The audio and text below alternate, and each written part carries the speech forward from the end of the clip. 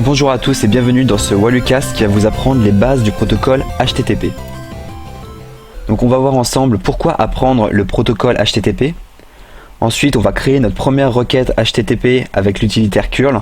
On verra que des requêtes HTTP vous pouvez en faire avec votre navigateur web, mais on voit pas tout ce qui se passe, alors qu'avec cette petite utilitaire on pourra tout voir.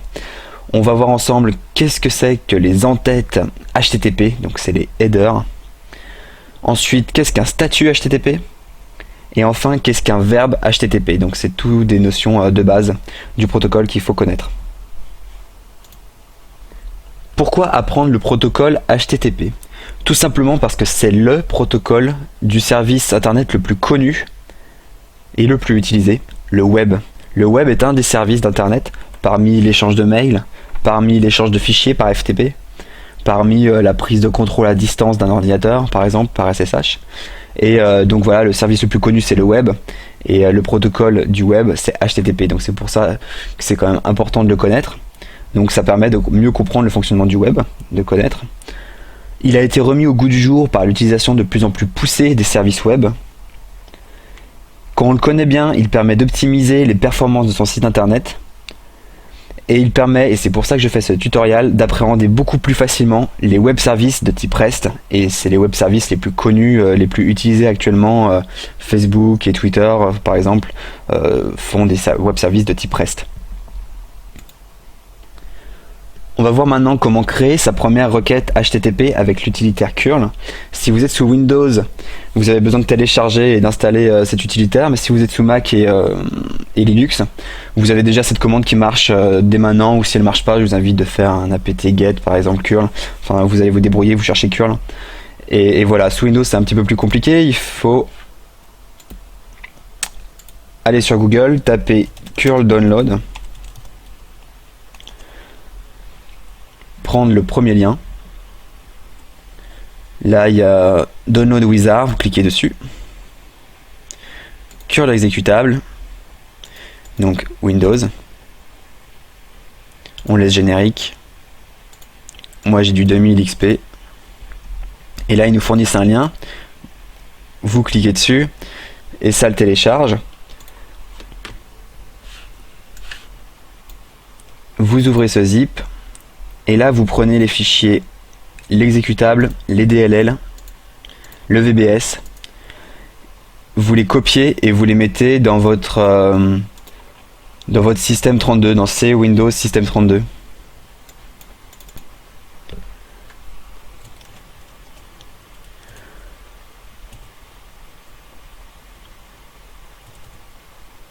Qui est là. Donc là, il suffit de les glisser comme ça. Je vais pas le faire parce que je l'ai déjà fait, mais une fois que vous avez fait ça, c'est bon, l'utilitaire est installé et vous pouvez lancer l'invite de commande. Donc c'est démarrer invite de commande sous Windows.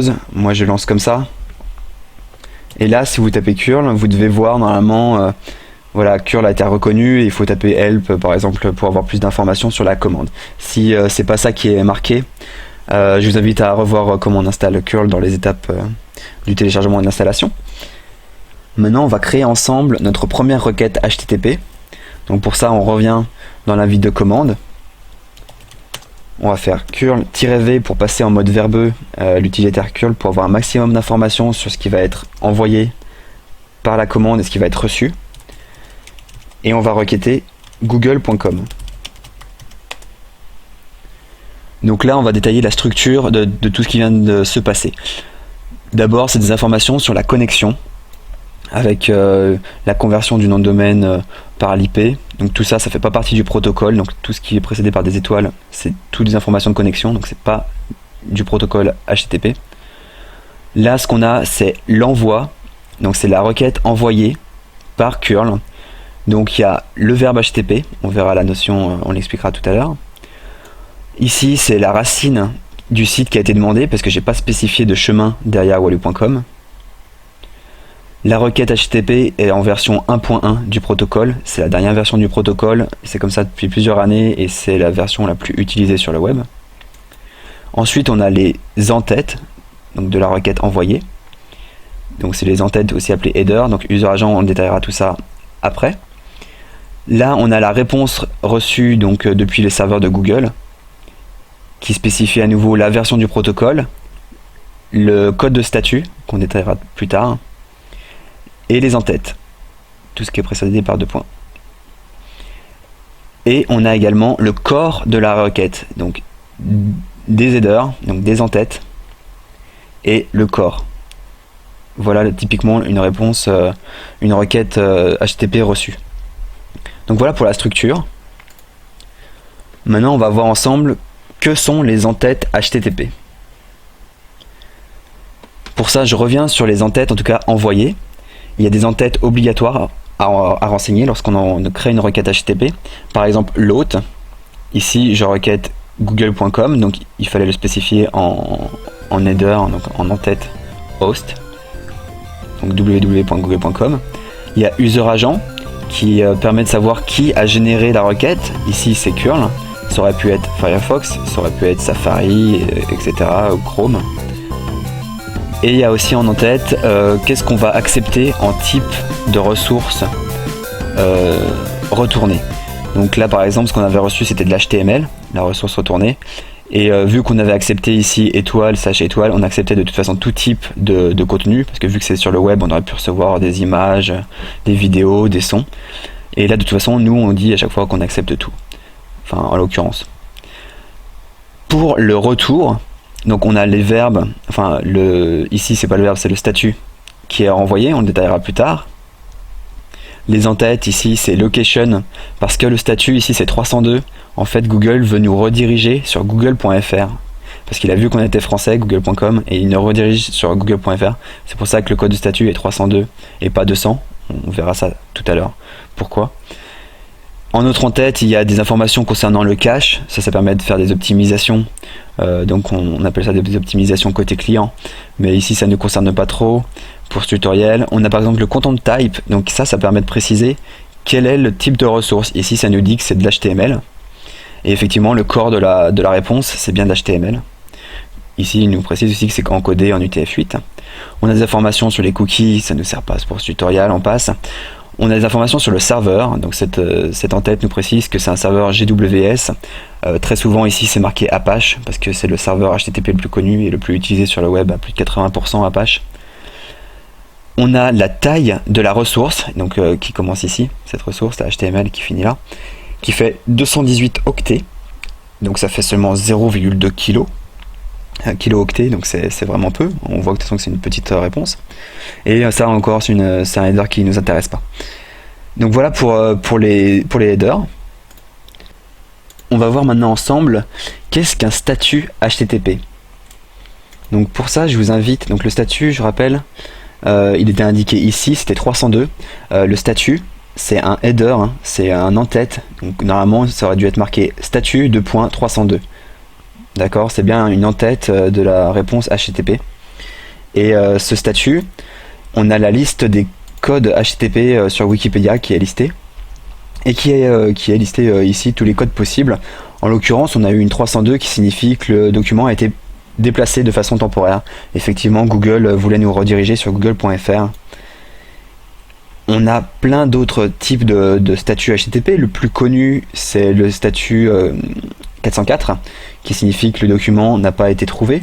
Par exemple, on peut facilement générer une requête, une réponse 404 de la part du serveur de Google en demandant une ressource qui n'existe pas. J'imagine que celle-ci ne va pas exister. Donc là, si je récupère, voilà, donc la requête était là, la réponse elle commence ici, et le statut ici c'est 404 not found. Donc effectivement, c'est une ressource qui n'existait pas. En statut connu et assez couramment utilisé, il y a la 403. Lorsqu'on essaye d'atteindre une ressource ou de réaliser une action alors qu'on n'a pas été authentifié ou alors qu'on n'est pas autorisé à le faire, voilà, donc c'est 403 qui est renvoyé. En réponse connue, il y a aussi celle qui est la plus renvoyée, c'est 200 OK, ce qui signifie que la requête s'est bien déroulée. En l'occurrence, donc il voulait qu'on a vu tout à l'heure qu'on a eu une réponse 302 et qui nous invitait à aller requêter google.fr. Donc si on requête comme il nous a demandé google.fr, donc là c'était le corps de la réponse qui est de l'HTML visiblement, Et là la réponse c'était une 200 OK. Donc cette fois on a bien reçu les informations de Google, donc on a bien récupéré la page Google, et c'est le code statut 200 qui est renvoyé. Quand ça s'est passé donc avec succès, il y a aussi la 201 qui est renvoyée. Ça c'est pour tout ce qui concerne la création avec succès d'une nouvelle ressource. Par exemple, lorsqu'on crée un nouveau commentaire, c'est normalement la réponse 201 qui est renvoyée. Lorsqu'on crée un nouveau tweet, c'est par exemple également la 201 qui est renvoyée. En erreur aussi très connue, il y a le statut, enfin c'est pas forcément des erreurs, c'est bien des codes de statut, mais en l'occurrence c'est bien une erreur, l'erreur 500 qui survient lorsqu'on a demandé une ressource et que le serveur ne s'y attendait vraiment pas et qu'il a planté de son côté. Il renvoie une erreur 500. Et donc comme on voit, il y a toute une liste. Il faut bien avoir en tête que les serveurs ne sont pas obligés de renvoyer ces codes de statut. Un serveur bien programmé renverra tous ces codes de statut lorsque c'est nécessaire, mais potentiellement vous avez des services web qui sont mal développés et qui renvoient pas tous ces codes de statut. Donc là c'est vraiment de la théorie. Et bon, on a vu Google il respectait bien par exemple la 404, la 302, le 200, mais il y a certains codes qui sont pas toujours respectés par les serveurs.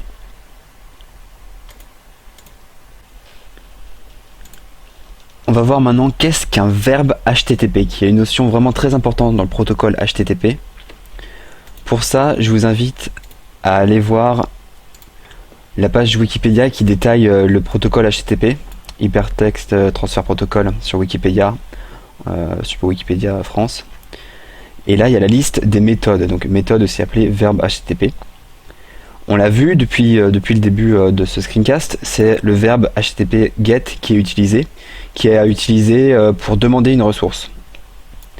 Mais il y a plein d'autres méthodes qui existent, comme par exemple POST, qui est utilisé lorsqu'on veut créer une nouvelle ressource. Donc généralement, on envoie des paramètres à une URL pour créer une nouvelle ressource. Si je fais un exemple, par exemple, sur curl, il faut faire -x pour préciser le verbe HTTP à utiliser. Par défaut, curl fait toujours -x get. Donc moi, si je veux préciser que je vais utiliser le verbe post, là normalement on doit toujours préciser des paramètres, parce que quand on veut créer une nouvelle ressource, qu'est-ce qu'il faut créer? Donc il y a toujours des paramètres à préciser. Par exemple, quand on veut créer un nouvel utilisateur, par exemple, on peut peut-être préciser le login et l'URL sur laquelle on veut créer cette nouvelle ressource. Donc si j'essaie le google.com, ça va sûrement planter parce que google.com ne s'attend pas à avoir le verbe HTTP de type post, et s'attend sûrement pas à avoir un paramètre login. Donc on peut regarder ce qui va se passer. Je mets -v pour avoir plus de détails.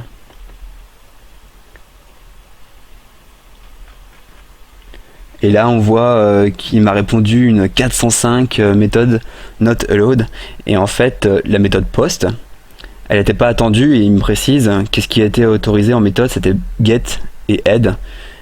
Donc voilà, il a vu que sur cette URL, google.com, sur la racine de Google, lui il s'attend uniquement à avoir des requêtes de type get ou head. Alors head, pour info, c'est juste les en-têtes. Par exemple, si je mets -head, je vais juste avoir les en-têtes, les headers, et pas le corps de la réponse.